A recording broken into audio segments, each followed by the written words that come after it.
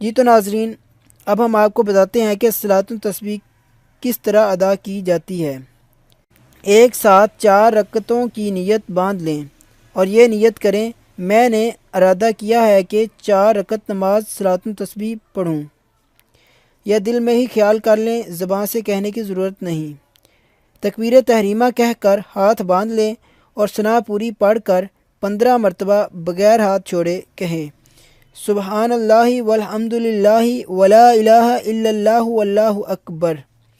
پھر قرات کریں اور اس کے بعد 10 مرتبہ وہی تسبیح پڑھیں اور پھر رکوع میں 10 مرتبہ پڑھیں اور پھر رکوع سے اٹھ کر سمع اللہ لمن حمدہ ربنا لک الحمد کے بعد 10 مرتبہ وہی تسبیح پڑھیں اور پھر سجدے میں جائیں اور سبحان ربی الاعلیٰ کے بعد 10 مرتبہ وہی تسبیح پڑھیں اور پھر جلسہ یعنی دونوں سجدوں کی درمیانی حالت، اس میں بھی 10 مرتبہ ہی تسبیح پڑھیں اور پھر دوسرے سجدے میں سبحان ربی الاعلیٰ کے بعد پھر 10 مرتبہ یہی تسبیح پڑھیں، یعنی سبحان اللہ والحمد للہ ولا الہ الا اللہ واللہ اکبر۔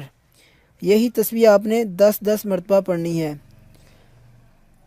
اسی طرح آپ کی ایک رکعت مکمل ہوئی اور پھر دوسری رکعت میں الحمد شریف سے پہلے 15 مرتبہ یہی تسبیح پڑھیں، یعنی سبحان اللہ والحمد للہ ولا الہ الا اللہ واللہ اکبر۔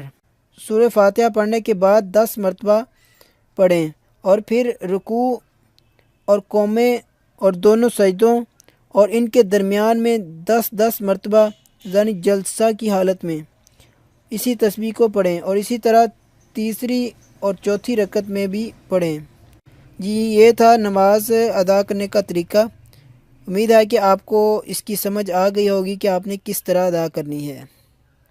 اگر کہیں سے آپ کو نہیں پتہ چلا تو آپ ویڈیو کو ریورس کر کے بھی دوبارہ سن سکتے ہیں۔ اب ہم اس کے آپ کو چند مسائل بتا دیتے ہیں۔ یہ اہم مسئلہ ہے کہ صلاۃ التسبیح انفرادی نماز ہے، جماعت کی حالت میں ہم نہیں ادا کر سکتے، یعنی امام کے پیچھے یہ نماز ادا نہیں ہوتی، اس کو ہم نے اپنے طور پر ہی ادا کرنا ہے۔ اور اس میں ایک یہ بھی مسئلہ آتا ہے کہ ہم سورۃ فاتحہ کے بعد کون سی سورت پڑھیں۔ جی ہاں، تو ہم کوئی بھی سورت پڑھ سکتے ہیں، اس میں کوئی پابندی نہیں ہے۔ اور ایک اہم مسئلہ یہ بھی ہے کہ ہم صلاۃ التسبیح جب پڑھتے ہیں، اس میں جب ہم تسبیح پڑھتے ہیں سبحان اللہ والحمد للہ ولا الہ الا اللہ واللہ اکبر، تو ہم اس کی کاؤنٹنگ کس طرح کرتے ہیں، انگلیوں پر کرنی ہے یا تسبیح پر؟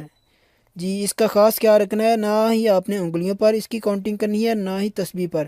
آپ نے اپنے دل میں ہی اس کو کاؤنٹ کرنا ہے اور اس کو 10 مرتبہ اور شروع میں 15 مرتبہ پڑھنا ہے، ٹھیک ہے نا؟ جی تو ناظرین، امید کرتے ہیں کہ آج کی ویڈیو آپ کو ضرور پسند آئی ہوگی۔ اگر آپ کو یہ ہماری